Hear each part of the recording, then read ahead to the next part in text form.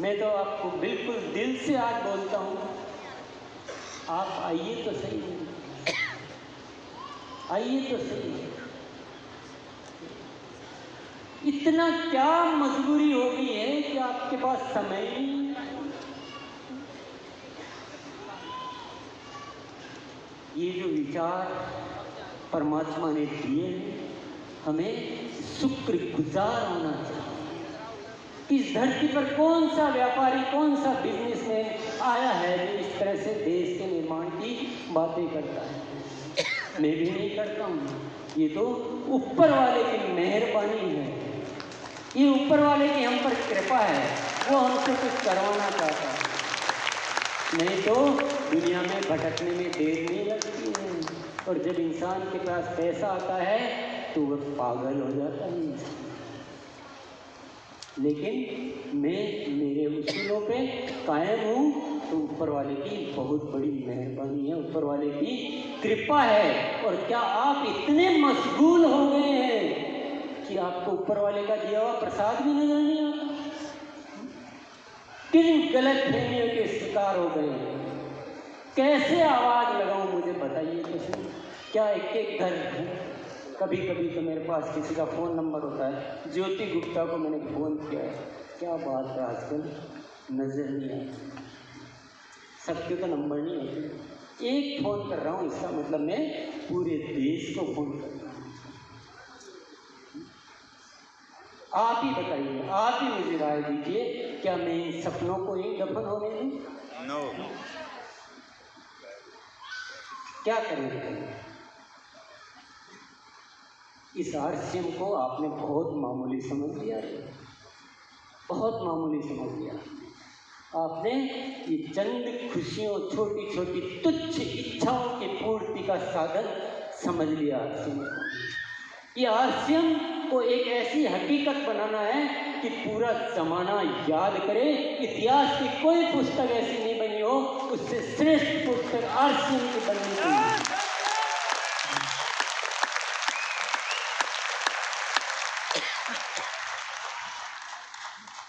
क्या करूं बताइए?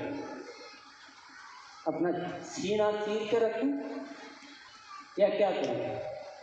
क्या आप इतना, आपके पास टाइम नहीं है कि आपके पिताजी तरस जाते हैं आपका चेहरा देखने के लिए, आपकी दो बातें सुनने के लिए? आपको समय नहीं है।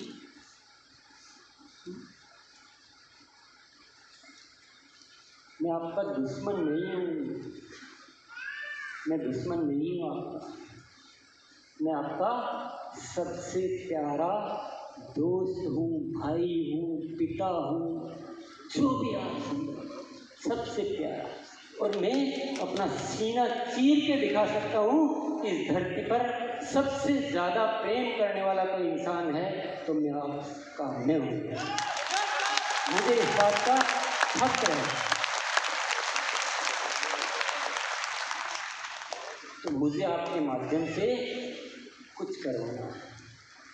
दो तीन गलत फहमियां मैं भी दूर कर देना चाहता हूँ। अगर आप समझ रहे हो कि आरसीएम कोई छोटा मोटा कार्य है, दो पैसे कमाने का साधन है, ये काले नीले हरे पीले कोट पहनने का कोई तरीका है, छोटी छोटी खुशियाँ को कोई माध्यम है, बिल्कुल दूर कीजिए।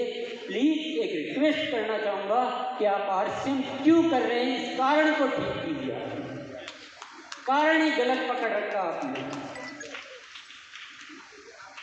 क्या होता है इन ट्रॉफियों से, क्या होता है इन कोट वगैरह से? ये ठीक है, ये अपना एक महत्व रखते हैं, मैं मना नहीं कर रहा हूँ कि महत्व नहीं रखते हैं, पर ये आरसीएम करने का कारण नहीं।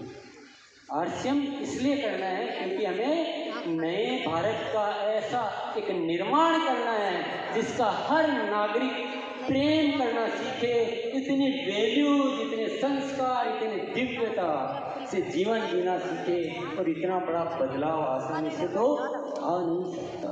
बोलो जय आरसीएम, एक बार जोर से बोलेंगे जय आरसीएम। थोड़ा कमर सीधी कर लीजिए एक बार अपने आप को।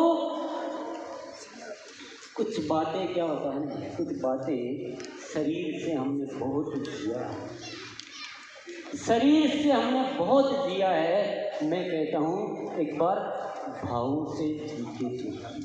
समाया भाव बहुत अलग है। सारी दुनिया जो है ना, ये सारा जहां बसता है हमारे भावनाओं में। ये जहान भावनाओं में बसता है। ये भौतिकता बहुत छोटी चीज़ें हैं, ये शरीर की खुशियाँ बहुत छोटी चीज़ें हैं। जो सारा जगत है, पूरा ब्रह्मांड जो है ना, उसका निर्माण होता है हमारे भावनाओं से। तो ऐसे बहुत सारे बदलाव हैं, ऐसी बहुत सारी बातें हैं, ऐसे बहुत सारी पॉलिसीज है, ऐसे बहुत सारे कृत्य हैं, ऐसे बहुत सारे तौर तरीके हैं और ऐसे अनेक विषय जिससे मुझे आपके साथ चर्चा करनी है। बुलाओगे कि नहीं आओगे? जैसे पहले वादा करके गए थे, आप भी वैसे चले गए? नो। लाख मशगूल हो जिम्मेदारी में, 2 जून खाना भी जरूरी है। और खास बहुत इच्छा है, बहुत जोश है दुश्मन के छक्के छुड़ाने की, पर लड़ना आना भी जरूरी है। और जीत के लिए, नए भारत के निर्माण के लिए केवल जुनून ही काफ़ी नहीं है, सीखने के लिए गुरुकुल की पाठशाला में आना भी जरूरी है। अरे आप करना तो बहुत कुछ चाह रहे हैं, पर जहाँ रचना है, जहाँ डिजाइन है, जहाँ उस सिस्टम की खोज है, जहाँ जड़ है, उसमें आना ही नहीं चाहते, सीखना ही नहीं चाहते, ऊंचाइयों पर जाना चाहते हैं, रूबी जाना चाहते हैं, डायमंड जाना चाहते हैं, पर जहाँ उसका वास्तविक स्वरूप जो दिखाया जाता है वहाँ आने के लिए आपके पास वक्त नहीं है। और हमारे जितने भी आप टेक्निकल की पिने लेते हैं, रॉयल्टी की पिने लेते हैं, मैं कहता हूँ ये सब बकवास है। अगर आप इस आरसीएम परिवार को गुरुकुल में नहीं ला सकते तो इन पिनों को निकाल कर फेंक दीजिए, फेंक दीजिए।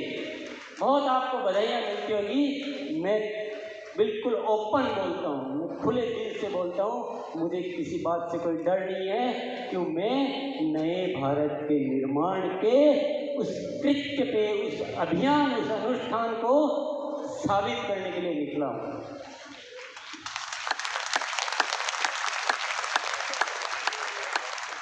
तो बातें तो करेंगे, पर आज जो कहा है उस इशारे को समझ लेना।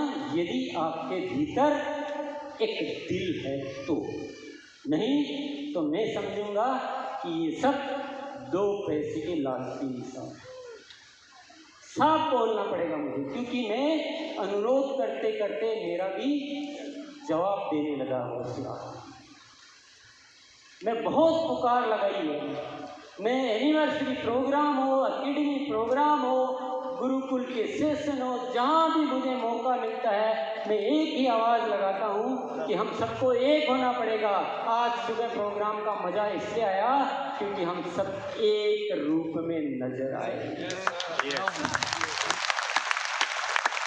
और ये आरसीएम परिवार जिस दिन एक हो जाएगा, एक विचारधारा में आ जाएगा, उस दिन देखो क्या नहीं होगा, सब कुछ होगा, सब कुछ होगा। जो आपको आज मुश्किल लगता है वो भी सफल होगा, सिद्ध होगा, क्योंकि जिस दिन हम एक होंगे उस दिन हर चमत्कार होगा और ये पूरी दुनिया नमस्कार करेगी। तो आज निर्णय लीजिए, आप सोचिए, आप समझिए क्या करना है। मेरे अकेले से कुछ होने वाला नहीं है, ना आपके अकेले से होने वाला है। पूरी दुनिया को साथ लेना पड़ेगा, विचारों को उसी डायरेक्शन में लाना पड़ेगा जो आरसीएम के विचार हैं। सबको आवाज़ लगानी पड़ेगी, सबको आह्वान करना पड़ेगा, एक नियम बनाना पड़ेगा कि आरसीएम करना उसी को माना जाएगा जो गुरुकुल की शिक्षा को ग्रहण करेगा।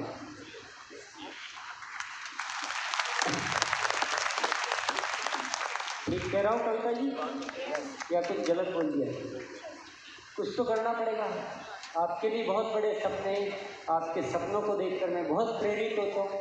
आप जैसे कर्म वीर जिसको बोलते हैं, या कर्म वीरान